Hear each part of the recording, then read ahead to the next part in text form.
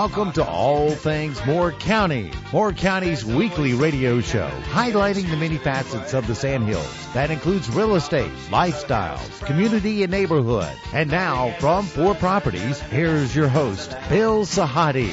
Our house in the middle of our street. Our house. Good morning and welcome to the show, All Things Moore County. We're a couple of days away from the 1st of April. And for most people who mark their calendar, that means a lot of things in Moore County. It means the beginning of spring. It means a Masters golf tournament. It means renewed hope, a new beginning, a new season. And probably equally importantly, April is a very important month in Moore County. It is National Sexual Assault Awareness Month. And for those of you who have listened to the show in the past, we have had a show or two on human trafficking. A lot of people don't quite understand the magnitude of the problem and some of the reasons that the problem exists. We have a great panel today to discuss everything about trafficking and sexual assault. And this show was put together by the executive director of Friend to Friend and a past guest, Ann Friesen. Ann, good morning. Good morning. Thank you for coming in. April is going to be a very busy month for Friend to Friend in conjunction with Sexual Assault Awareness Month.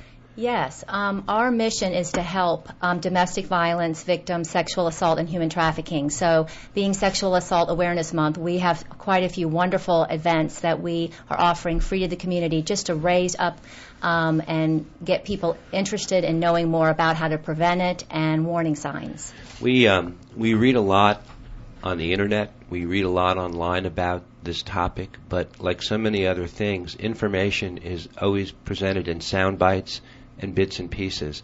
And I'm going to gather that a lot of people don't really have a full understanding of the scope or the depth of the issue. Yes, sexual assault often doesn't really, isn't discussed openly. Victims are often very embarrassed, they feel ashamed, and so oftentimes we see many sexual assaults, but the public of Moore County does not. So we do have sexual assaults in this county, and we're here to help those victims navigate through the legal system as well as get support and advocacy. Tell me a little bit, before we introduce our panel guests, talk a little bit about Friend to Friend. It's a nonprofit organization in Moore County, started in 1988. What is the big picture painting you can draw for us? Well, a lot of folks don't even know that we exist. We're a very quiet organization because we have a shelter that is in an undisclosed location because many of the women that stay at our shelter and children are fleeing from abuse and they're in hiding. So just for that part alone, a lot of people don't know that we've been here since 1988. And through the years, we've helped over 35,000 children and women in Moore County. Every year we take over 1,600 crisis calls and counseling sessions. We have provided over 7,000 meals last year alone to clients. So we're really busy here helping domestic violence, sexual assault, and human trafficking victims. And the goal of Friend to Friend is to get these abused people back into society in a safe manner with their self-esteem intact? Yes, we want to help them first and foremost get safe, so that if that means go to the shelter or stay at their home, help them with a safety plan, help them connect with services, get a job if they need employment, find safe housing. Really, we're interested in long-term self-sufficiency and healing. You're right. People don't talk about it. Do they brush it under the rug, or they just sort of keep it as a conversation outside of the mainstream? How do the people find you? How do they know? Is it through referrals, through friends? Well, avenues like this, we're getting the word out to let people know that if you have a coworker that has a domestic violence issue or someone that you know and care about has had a sexual assault, if you see some warning signs of human trafficking, that you can call our phone number and talk to someone 24 hours a day. And all of our services are free. They don't need an appointment. If your daughter gets sexually assaulted, you can contact us, come the next day to our office, and you'll get free counseling, and we can connect you with legal aid or other services. As a layman who grew up in the 1960s and the 1970s, this was not a topic that was really present in our minds. Is it just that it's more prevalent today because of the media, or has our world changed? Well, I think it's a little both. I don't know if you saw Lady Gaga on the Oscars, but they're now saying 1 in 4 women that go to college before they graduate will be sexually assaulted on the campus. And that is a different statistic than we had 5-10 years ago. So we're having, more sexual assaults reported, and we still have a long way to go to have them prosecuted. And so one of the things we're doing in April is a film screening at Sandhills called The Hunting Ground. And there'll be 2 free showings to the public in Owens Auditorium on Monday, April 4th, one at 2 o'clock and one at 7 o'clock. Right. And The Hunting Ground is a documentary that highlights and talks about and exposes the issue of sexual assault on college campuses. So we're partnering with Sandhills Community College to raise awareness. And then Laura May is our community educator. She's awesome, and she goes out to the schools, and she'll be making presentations with Kim Disney to all the juniors and seniors in Moore County. Yeah. So I'll let Laura talk a little bit about that. Yeah, Laura, I'll say good morning. You are the Sexual Assault Client Service Coordinator and Community Educator in Moore County? Yes, sir. Can you tell me what all that entails? That's a big title. It is. Most important part of my job, I do believe, is the community education, because we do believe that education is the key to prevention. Right. So we do go to the schools. I do bullying prevention for middle school and high school. We will be showing The Hunting Ground to the juniors and seniors. Kim Disney and I will go. Right. And all of that is so important for these students to become aware and to know what's going on so they can prevent it in the future. Sure. I have a question for you. You speak to juniors and seniors in high school, but what is the age parameters that Friend to Friend gets involved in? I have also spoken to kindergartners. I go to elementary schools, the middle schools. We do bullying prevention. There's this great mapping tool where students can show teachers the hot spots where they feel like bullying's happening. Right. Which has been a great tool for schools. You can see it change in each grade level. Right. Where first graders may be saying the bullying's happening. Yep. Fifth graders say it's happening in a completely different spot. So. And we were talking a little bit before the show, and we were talking about that bullying takes place electronically. Mm-hmm. Can you talk a little bit about that? Yeah, I think that, the youth is so involved on social media. Everybody's on it in some way, shape, or form. Right. And it also gives the bully... Right. They feel so anonymous on social media. Yeah. It's easy, and so it's easier for them. And it's just so unfortunate because so many students and young people just go by what they see online, and it affects them so deeply. Yeah. And it's just such an easy tool to spread rumors and just to bully in general. CNN did a special a couple of months ago about that, about how many times people text during the course of a day.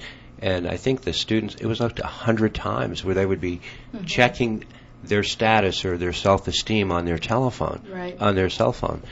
It's a different world than you and I grew up in a different world. Yeah, it is. And, even when I was in high school, it was just texting, and then Facebook became a thing. Uh-huh. And now there's, a new app every single day. So to keep up with it, it's almost impossible.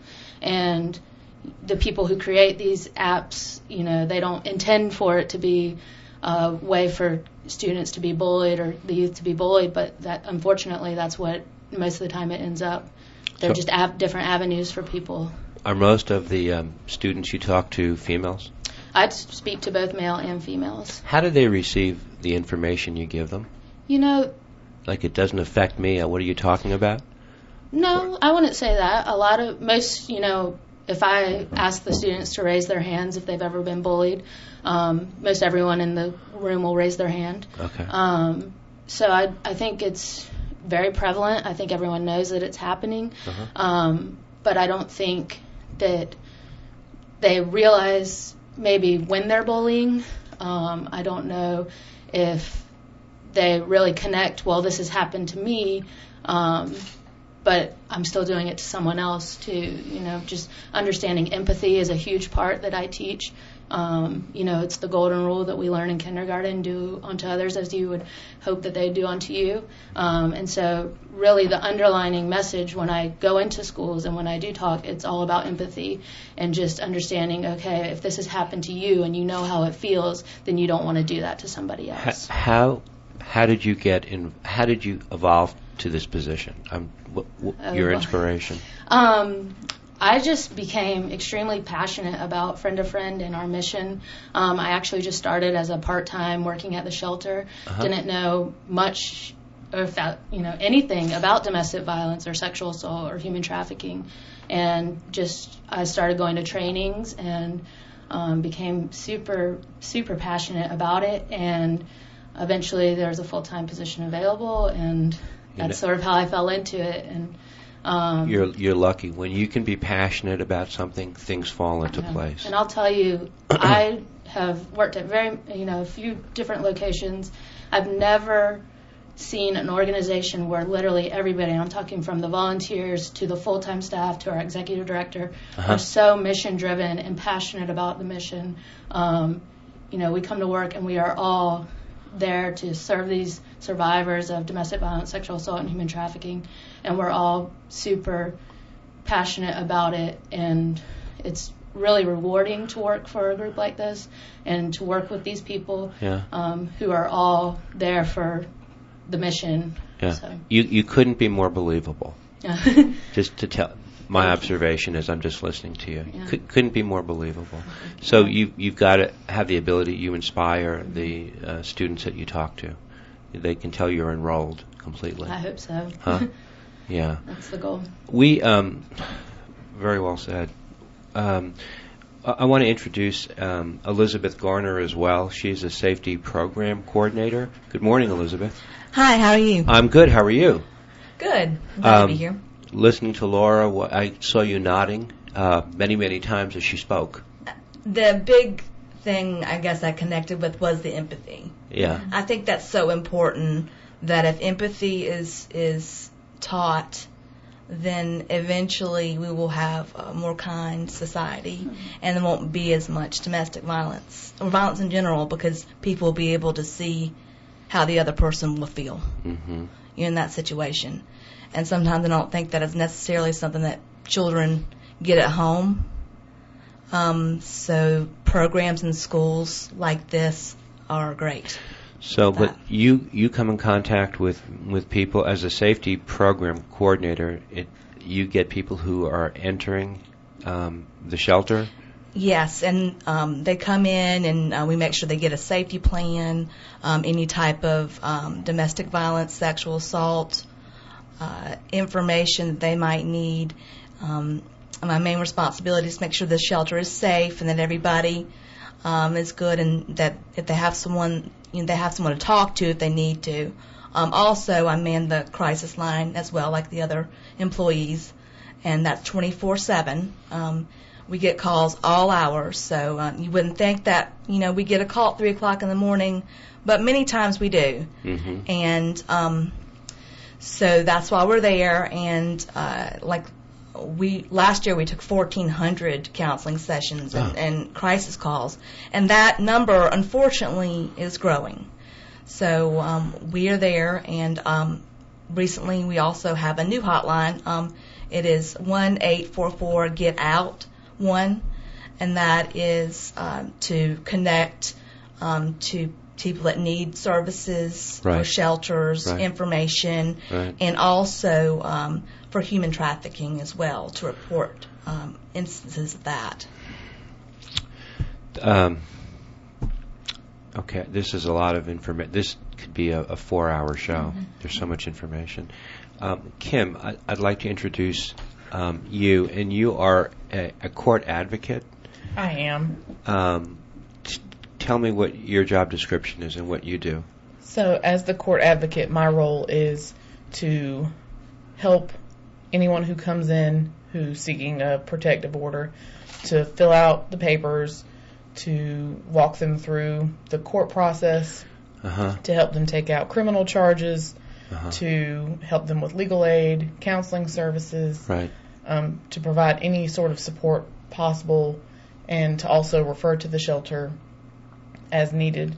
And also, we deal with sexual assault and human trafficking, so part of my role and Laura May's role is to help with sexual assault accompaniment at the hospital. So if anyone's sexually assaulted or it's a very serious domestic violence case, then we're called to the hospital for that as well. You're all three of you are very young. How did you evolve to get into this position as well?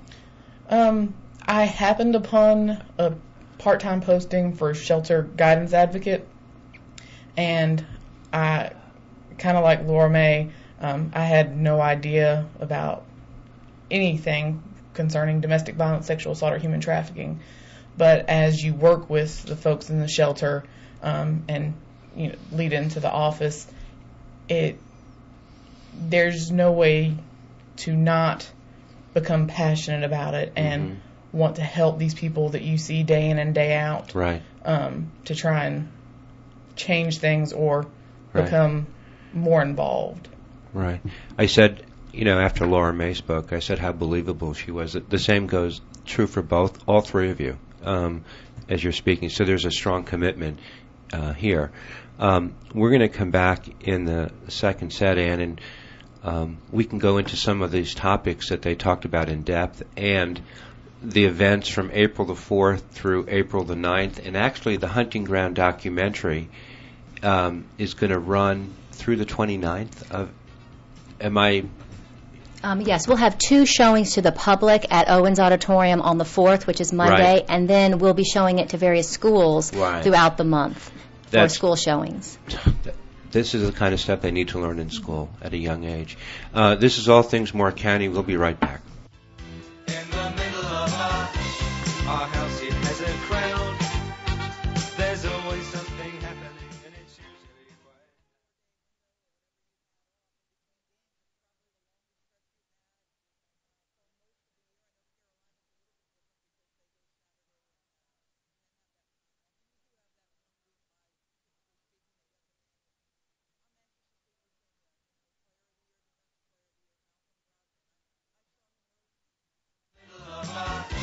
Our house, it has a crowd. There's always something happening, and it's usually quite loud. Our mum, she's so house proud. Nothing ever slows her down, and a mess is not allowed. Welcome back to All Things Moore County. Our topic for the entire show today is the fact that April is Sexual Assault Awareness Month, and we're going to talk and highlight some of the events coming up here in the next couple of days. We have specifically offered to tape the show prior to the registration period, which I believe, Laura May, is March the 18th. March 18th. Yeah, so by the time this show airs, the registration date will have come and gone. Just to guarantee a T-shirt for the run. Okay. So you can still register, but you may not be guaranteed a T-shirt after March 18th. Well, we're going to make sure that we put this this taping on social media right away here in a couple of days. But in conjunction with the Sexual Assault Awareness Month, Friend to Friend is involved in 4 different specific events to highlight some of the issues. Yes, we're really excited. We're doing a lot of first times, and we hope that we'll build on this and do them annually. The first thing that we're going to do is on Monday, April 4th, in the morning, we're offering a statewide law enforcement and advocate training on human trafficking best practices. Charlotte has just been named the #1 city in the country for human trafficking, and North Carolina is in the top 10, sometimes in the top 4, depending on where you look, for human trafficking. So we really want to make sure that our law enforcement and our advocates statewide have a cohesive best practice approach on dealing with the clients. So we have brought in, we're going to be bringing in 3 fantastic keynote speakers along with a actual human trafficking survivor. We have Major Richmond Hoffman from Raleigh PD. He will be doing the law enforcement part of it. Then we'll be having Lindsay Robertson coming in. She's a legal expert on human trafficking. We'll have Karika Yarborough-Smith from North Carolina Council for Women, which is our state coalition that handles domestic violence, sexual assault, and human trafficking. And then we have this fantastic speaker, Shamir McKenzie, from the Sungate Foundation. She's a survivor. And through those speakers, they will really help empower and educate law enforcement so that they're having the best community response possible for victims. Yeah, and if I'm not mistaken, the week of April the 4th, the schools are off. It's spring break. Correct. Well, some of the schools are out. Actually, the week before, Moore County is actually off. It's the week before. Yes. Okay. So there are going to be a lot of people, and you're hoping to attract women of all ages, students as well? We're opening it up to Sandhills Community College students since they're hosting the event for free, and it's in Owens Auditorium. The event registration is online at friendtofriend.me, and then the doors will open at 8:30, and the education training will be from 9:30 to 12:30 that morning. Why? You said North Carolina is sometimes ranked 4th. Why? Well, they have several predictors. If a state has a lot of highways, which we do, if they are near or have military bases, we have 2. If they have agricultural state, which we are, because it's not only sex trafficking, it's labor trafficking. I think that's sports team. Oh, and if a sports team is another predictor. So we have all of them, and because of that, we have a lot of activity going on through our state and in our state. So we just want to make sure that everybody has the best information to respond. Wow. So that's the first event. That's the first event, and then that will wrap up at 12:30, and that same day in Owens Auditorium, we'll be opening to the public, free of charge, the screening of The Hunting Ground. And I'd like Kim to talk a little bit about this. She was instrumental in finding this documentary, and we're just really, really happy that she did. Yeah. Kim. So you're back. I am back. You're back. On April 4th, we're going to have 2 viewings of The Hunting Ground. Right. The first one's going to be at 2 p.m., and it's a 40-minute educational edition. It's appropriate for ages 13 and up. And then we're going to have a 7 o'clock viewing, which is an hour and 45 minutes, and that's the complete documentary, and it's a little more graphic in verbiage and in content. And that's at Monday the 4th at 7. It is, okay. Yes. When was The Hunting Ground made? Do you know? I believe it came out in 2014. Have you seen it? I have seen it, and actually Laura May and I sat in the office and watched it one day. Okay. And it was just a 45-minute documentary we were watching to prepare to present to the schools. Right. And it was heartbreaking to watch what these students were going through, and to know that it was such a small piece of a much bigger puzzle, because you only hear from a few students, and there's so many more. Like Ann said, 1 in 4 women will be sexually assaulted while they're in college. And is part of the problem that they don't communicate with their families? They keep things to themselves? Do you mean... Are we talking about a sexual assault that's happened after the fact? Yeah, no. What The Hunting Ground kind of looks at is the fact it's not talked about. It's a very taboo subject. Right. But also the fact that a lot of these universities are not stepping up to the plate to hold perpetrators accountable. And they want to be seen as such awesome universities, like this doesn't happen.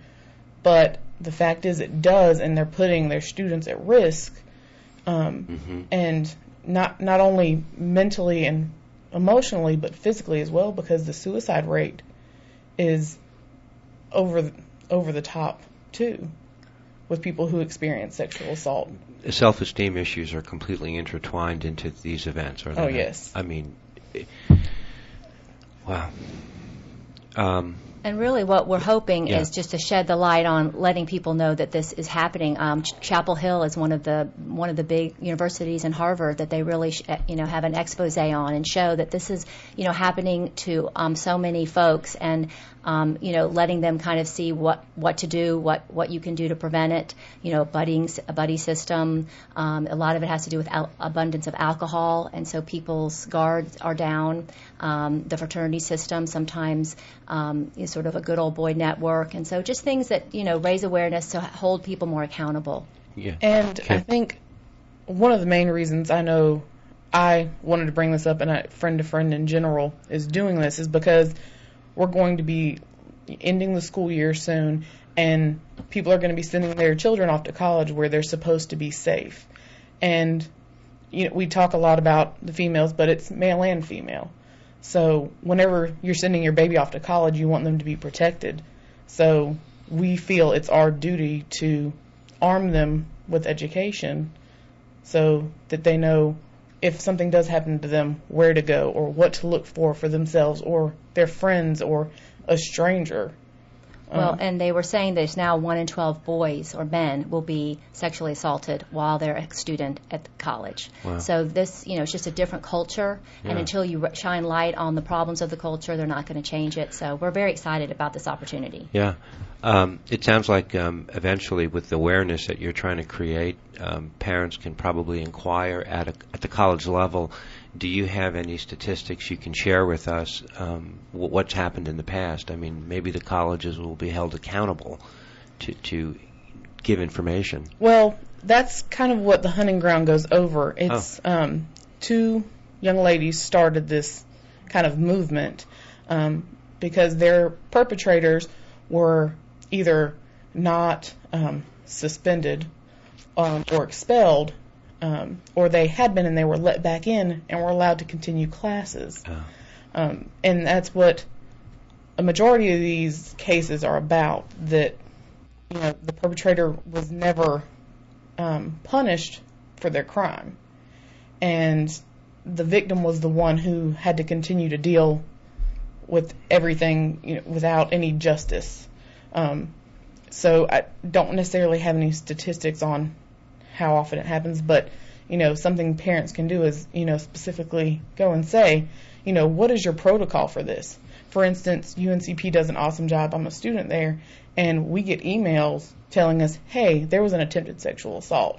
That's something that needs to happen. We need to, if you're a student there, you should know what's going on. You should know what to look out for. You're talking about changing the institution's rules and morals, and they're just everything. This is an upheaval. This is not a tweak. Absolutely. A lot of the universities, it's about prestige and money. Right. And we value money more than people, it seems, and that's something we desperately need to change. It's discouraging to hear that. But you're right. Their reputation is everything. Right. Wow. Tell me, Laura, I guess were you... This is a fun thing. Now we're getting into something a little lighter and fun, in a way that we can bring our families out and really celebrate awareness. I'm listening to you, and I'm actually beginning to realize that there's a different reality out there that I'm not aware of. And now that you're speaking about it, it's hitting home. That's why I'm not talking so much. Well, this is exciting, and I want Laura to tell you all about it, because it's going to be our first rock and roll fun run. Okay. We're super excited about this event. It's called the Rock and Run Raise Your Voice for Sexual Assault Awareness. And it's at on April 9th at Sandhills Community College. It's a 5K fun run or walk. Your children are welcome. Your animals are welcome. We're going to have a lot of family-friendly events, bouncy house, live music. Right. It's going to be just a fun way to raise awareness, to come out and share our message with the community. Right. It's only $10, and that's pretty much just to cover the cost of the T-shirts that you'll get once you've registered. And it's just going to be a super fun morning. And we've got some great live music lined up. It'll be great. Two things. This is sort of like a perfect storm. The demographics in Moore County have been changing dramatically. There are so many parents and kids here, and you've lived here long. You see the difference. Maybe this will speak to their listening. If they have a fourth grader, fifth grader, and they're in school and they have issues with schools, because that's the number one thing they ask us about when they come here, they will be hearing your message, and you'll be changing the culture as a result of this. That's what we hope. Yeah, that's what I think the timing is very good. Well, and we really want to kind of start creating a movement where, we just don't tolerate that kind of behavior, and that people are held accountable, and just, it's something that people don't accept. And so this is a way to just kind of, in a lighthearted way, have fun, have music. And also, what's really exciting is we're partnering with other agencies. So the Moore County Law Enforcement Association, Officers Association, they're partnering with us. They'll be out there helping, volunteering, and running. We have Moore County Department of Social Services, DSS, they're partnering with us. They'll be out there helping. Right. We also have Southern Pines CrossFit is partnering with us. And Sandhills Community College. So we have all these groups that see that we really need to raise awareness to help, especially the campus life, because it's usually acquaintances that have the sexual assault issues. It's not some boogeyman hiding in the bushes like we used to think. We're going to wind down and come back in the third set, talking about April, the Sexual Assault Awareness Month, with a great panel led by Ann Friesen, the Executive Director of Friend to Friend. We'll be right back.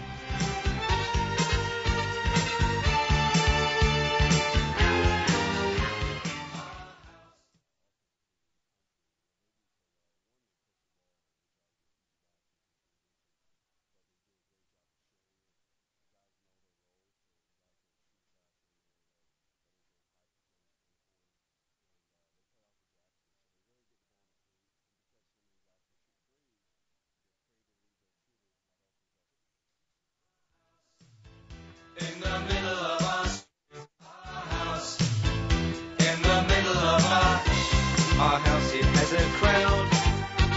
There's always something happening, and it's usually quite loud. Our mum, she's so house proud. Nothing ever slows her down, and a mess is not allowed. Our house, in the middle of our street. Okay, welcome back to our final set, talking with Ann Friesen, Friend to Friend, and April being Sexual Assault Awareness Month. There are a lot of things I'm hearing, not for the first time, but presented to me in a way that I can hear it better, or I can absorb it. It's not just a soundbite. I want to ask, you have been talking about the college students and changing the rules and the accountability of the colleges, but there is also a younger element involved too, starting as young as middle school, I would think, where there are wayward kids that become easy prey for the human trafficking aspect of what you're going to be discussing today. Yeah, so now we like to have this image of human trafficking just affecting older folks, that it's kind of like the movie Taken, where this girl's off in a foreign country and they just go swoop her up and get her into human trafficking. And it's so much more complex than that, and so much closer to home than we like to think, because now it's moving into middle school and high school age. And I mean, there are children elementary school age who are being used for sex and labor trafficking and domestic servitude. But with the sex trafficking in particular, they're focusing on generally 11 to 13-year-olds to get them into human trafficking. And they're using the boyfriend or the girlfriend to try and lure them in, to make them feel special, to let them hear everything that a teenager wants to hear. And now the issue is becoming other children are taking part in the trafficking of their peers. So we're having an issue of trafficking pickups happening at schools where you don't know your child will go to school every day and say they're going to after school activities, and they're actually being trafficked while you think they're safe at home. Uh-huh. So it's... And with the internet, it's just becoming very complex because Right. we've seen there's, gangs that will find, for example, a 13, 14, 15-year-old girl who is very alone, doesn't have, a lot of family support, and so they'll have one of their members become a boyfriend, and then they might gang rape her and then put it on a cell phone and say, if you, we're going to send this to your youth pastor if you tell anybody. So now she's in it, she's got it all on her shoulders, and it just starts the ball rolling. Yeah. So it is hideous. And it is also very hard to find because it's oftentimes peer on peer with, it's the second most organized crime in the country. It used to be drugs and weapons, and now it's weapons, human trafficking. It surpassed drugs. So it's a real problem in the United States. And as I said before, Charlotte is the #1 city in the country, and North Carolina is in the top 5 for human trafficking. And Charlotte, because of their intricate highway system? Just all the issues East, of west, north, south? Support, military bases in the state. Just Really, and it's interesting. Charlotte has such a good reputation for public schools that a lot of people who live there are making sure they just love the public school system there. But I had no idea that Charlotte was so high, ranked so high. Well, and we're very excited that this year we have introduced a hotline that's a national hotline that anybody anywhere can call us, and we can connect them with a shelter near them. We can help get them out of their situation. We can connect them with services. So we're very excited about having that additional services. And we have human trafficking victims come to our shelter. They can stay up to 90 days, and we can help them find a job, connect with family, and just reintegrate into society. How young are they? How young are they that come in? Are they sixth grade, seventh For grade? our program, we only have adult women and their children, so we connect them with services and shelters that do cater to children. Is the anonymity of the internet a problem? Yes. It used to be that you look at a pimp on a corner. Now it's back page, Craigslist. You go on right now and you can see Moore County girls being trafficked, online. Oh boy, I did not know. It all goes back to parenting and families and and bringing up the kids so they have good self-esteem, so they can weather the storms, especially in middle school where they're changing so much. And you must deal with those issues all the time. Single parent, living with the grandparents, no money. These are some of the common themes. Those are major issues when it comes to human trafficking. Okay. Because they don't have the parental supervision. Right. They don't have that support at home. And I think that's another key piece to this is even if you have a 2-parent home where it's stable, everybody's happy, healthy, it's about knowing that you can go to your parent or another trusted adult and say, here's what's going on. Or this person is doing something that doesn't feel right to me and I don't know what to do. You need to have that open flow of conversation so the child feels comfortable enough to come to you. Right. And where you can feel comfortable enough to say, hey, do you see this going on? Because I remember my mom, we had that going on where she's like, hey, I heard this from another parent. Is this going on? And I was comfortable enough to have that conversation. Mm-hmm. So she saved me a lot of agony over whether I could talk to her. So I think that's another important piece to that, too. Yeah, the open lines of communication. And I grew up in a different time. We were accountable. Our parents knew every breath we took, and they knew we were good liars. They knew when we were lying. Right. But they would try to encourage us to just tell the truth, and we would just back ourselves into a corner, and then they would have to confront us. But we were held accountable as a result. Today, you have families where two husband and wife have to both work, that just don't have the same. Our economy's different. Our world is a different place. Well, that's why it's so important to do shows like this to raise awareness. So if someone starts getting a feeling, an inclination that there's something wrong, to call a crisis line. It's confidential. We never called you back, and you can ask questions. I'm seeing this going on. There's a lot of activity in the house down the street at all hours, and there seems to be people coming and going. Is this normal? Just trying to have community, looking out for each other, and school teachers, having their radar up, and youth pastors having their radar up, so we can all really support these children. How difficult is fundraising for a topic that is maybe not taboo, but it's not full and right out in front all the time? Because you, as a nonprofit, you've got to raise funds yourself you've got to think outside the box. Right. We do have a few fundraisers. We basically, we really focus on community safety. When you invest in Friend to Friend, you're investing in your community safety. And so we do have a couple fundraisers every January. We have a luncheon for women that is sort of women helping women. Then we do newsletters that we ask for help.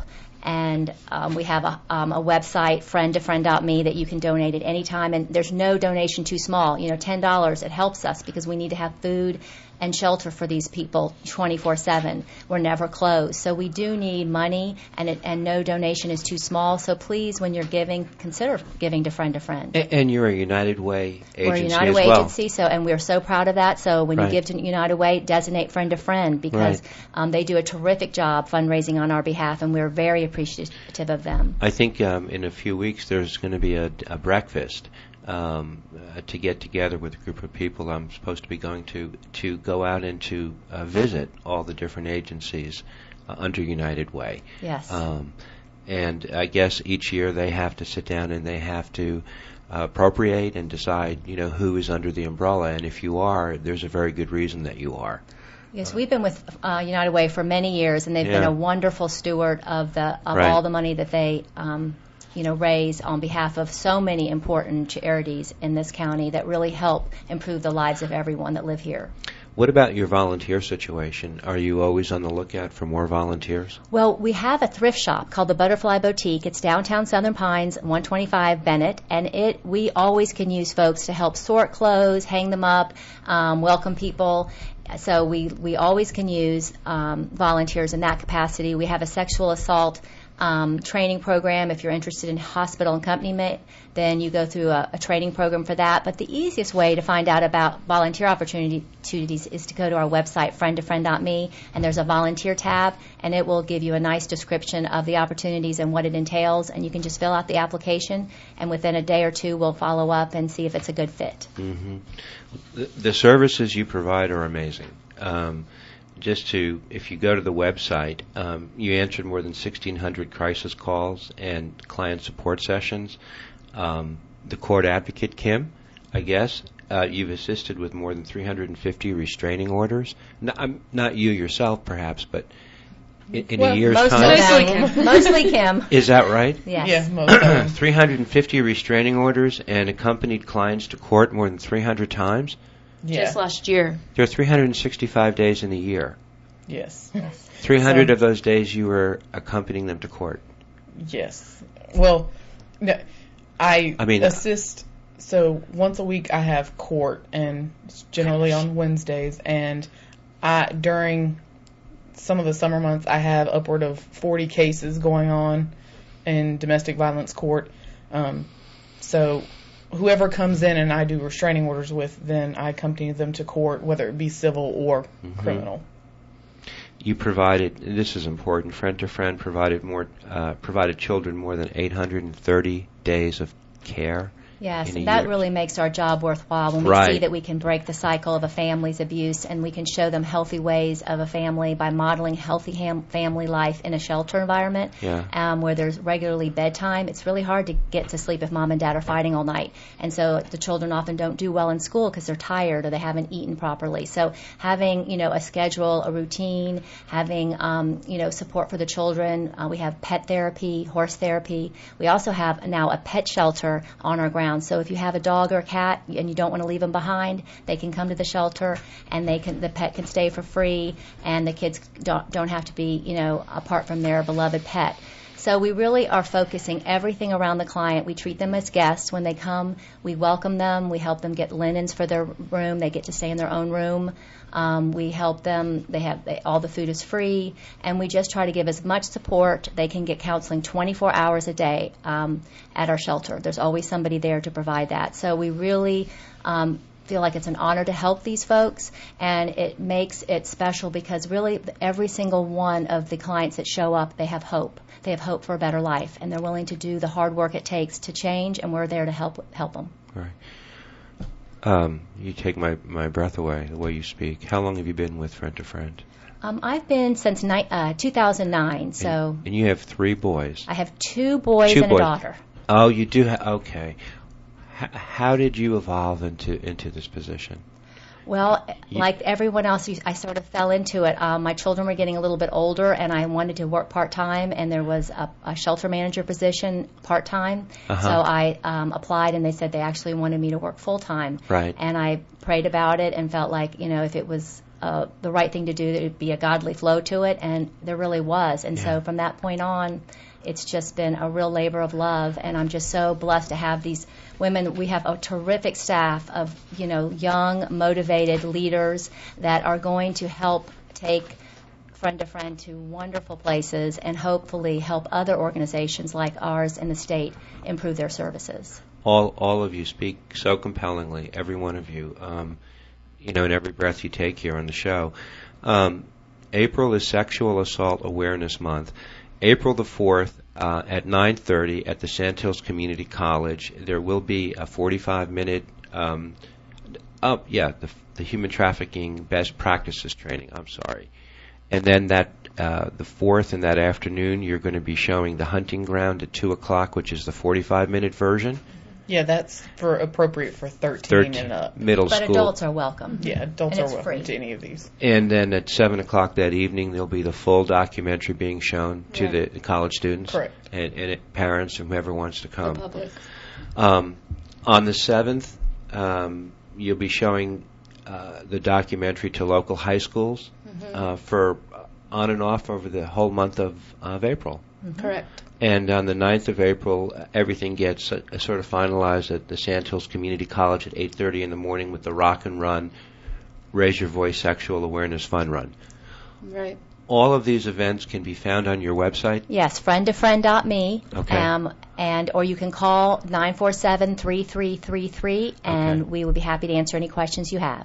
Okay, we're going to go ahead and make sure we get this posted on social media here in the next couple of days, well before the event, so people can get wind of what's going on. Elizabeth Garner, thank you so much for joining us. Laura May, your title gets me, but you spoke beautifully. You're the Sexual Assault Client Service Coordinator and Community Educator, and probably a great role model for a lot of the people that you speak to and mentor. Well, thank you, and thank you for having us. Oh, it's a pleasure. And Kim Disney, thank you for talking about, you're a tireless advocate. You're working with on the hotline, so to speak, the crisis line with people in court. You're seeing the reality of what happens when things go awry. Yeah, and I love every day of it. Yeah, you couldn't be more a valuable asset, especially with that. And Ann Friesen, this isn't your first time on the show, and we hope it's not your last. Well, we appreciate you having us and helping raise awareness. We really do. Friend to Friend is one of the most important agencies in Moore County. We always talk on the show about what a great place Moore County is to live because of some of the services that are provided for people of all ages. Friend to Friend is trying to bring light to a situation that has sort of lived in the shadows, I guess. But I don't think any of you are going to be stopped by the shadows that have been in front of you. Yeah, well, and if you know someone that is suffering from domestic violence or sexual assault, please don't hesitate for them to call us. It's confidential. We're a quiet organization. We really keep things confidential. We just want to be there to help. It was a pleasure to have all of you on, and I wish you the best of luck with all these events. You're making necessary changes. Thank you for having us. Thank you all very much. Thank you so much. Have a wonderful day. It was a pleasure. This is All Things Moore County, and we will speak with you next week. Thank you.